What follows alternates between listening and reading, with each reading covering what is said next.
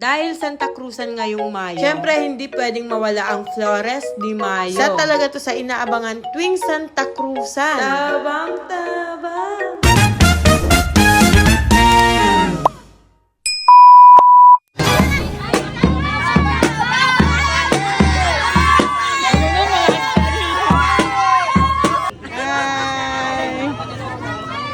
Hi guys! Nandito tayo ngayon sa aming lugar dito sa Gisgis. Tuwing Mayo nga ay ginaganap ang Flores de Mayo. Na isa ito sa pinaghahandaan at nagiging kontrobersya. Ay pa-issue ka te. Joke lang mga ante. Dahil nagbubunutan sila at inaabangan kung sino ba talaga yung magiging Reyna Elena. Wow. Anyway guys, kita nyo naman kung gaano nagpabunggahan yung mga Reyna dito. At eto nga si Queenie, siya yung magte-turn over ng corona dahil siya yung naging Reyna Elena last year. Sasama din sa parada yung mga nanalo sa Pretty Boys. Pretty talaga sinda mga auntie ko. Mga gwapo. Tabang-tabang. Yan nga pala ang aking mother. Perming bit-bit ang sayang speaker na pampaswerte. Guys, samahan nyo kami na magparada kasama yung mga Reyna. Yan guys, di pa ako nag-makeup ta.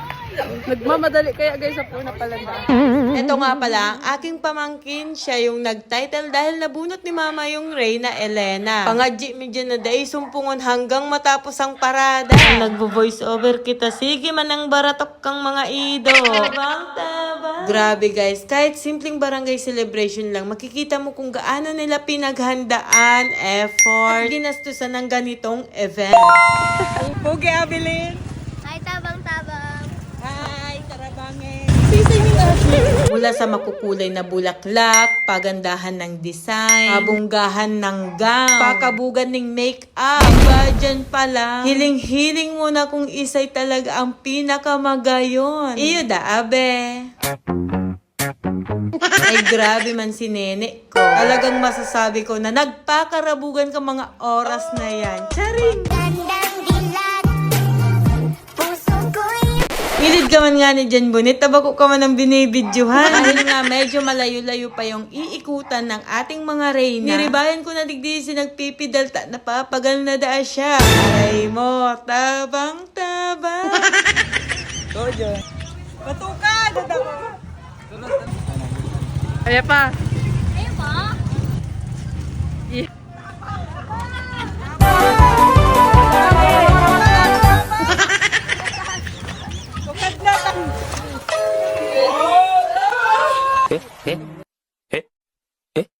Maray na lang nakapreno ako. Dikit ko pang mabanggaan sinasa inutan ko. Tabang-tabang. Yan na, pauros na naman. Ay, indabo ko na kani.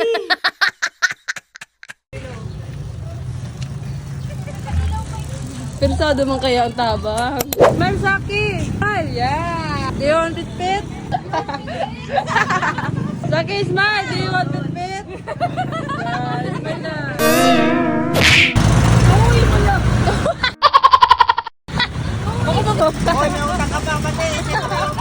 Hala, nailing ni kuya si may utang sa iya. Siya naman daya mabayad pagkatapos kang parada. Bigla sa kuya si Reyna. Iba na lang nagpapayong sa iya. Sorry ka sis, wala kang magagawa. Ayan na nga, nasa kalahati na tayo ng paglalakad. Anong eksena mo na naman dyan sis? Pabida ha.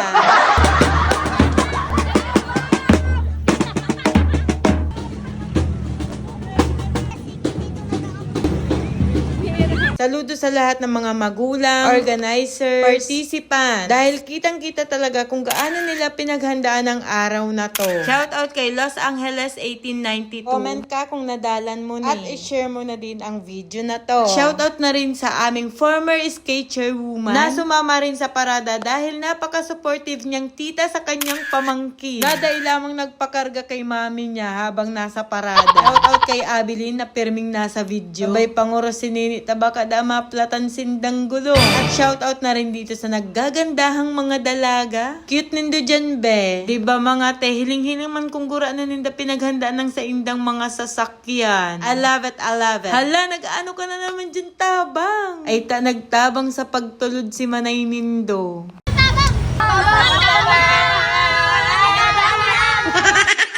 Ay garosala ang kapo. Dikit na preno man ang hinangos mo dyan. Tabang. Talagang nakakatuwang makita na hanggang ngayon ay buhay na buhay pa rin ang ganitong tradisyon sa ating barangay. Siyempre, hindi yan mangyayari kung hindi nagkaisa ang bawat community. Sana patuloy natin tong suportahan para maranasan din ng susunod na henerasyon. Kaya magtarabangan kita. Kaya nga ni nauso ang sabay-sabay. 1, 2, 3, go. Ay tami nahuhuri. 1, 2, 3, go.